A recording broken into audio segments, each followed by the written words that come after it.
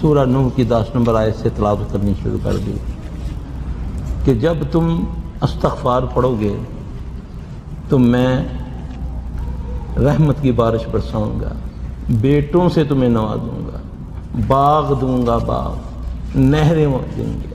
یہ اللہ کا وعدہ ہے سچا۔ جب کاروبار کرتے ہیں ہم تو اللہ تعالیٰ سے مدد مانگ کر صدقہ خیرات کیا کریں، اس سے بلائیں ٹلتی ہیں۔ ہم صدقہ کب دیتے ہیں؟ جب بلا آ جاتی ہے۔ صدقہ بلا کو کھا جاتا ہے۔ چاہے اپنی استطاعت کے مطابق آپ صدقہ نکالیں، پھر جو بھی ہے جادو سے ہو سکتا ہے، سب کچھ ہوتا ہے، لیکن جادو توڑنے والا کون ہے؟ سوائے اللہ کے کوئی جادو نہیں توڑ سکتا۔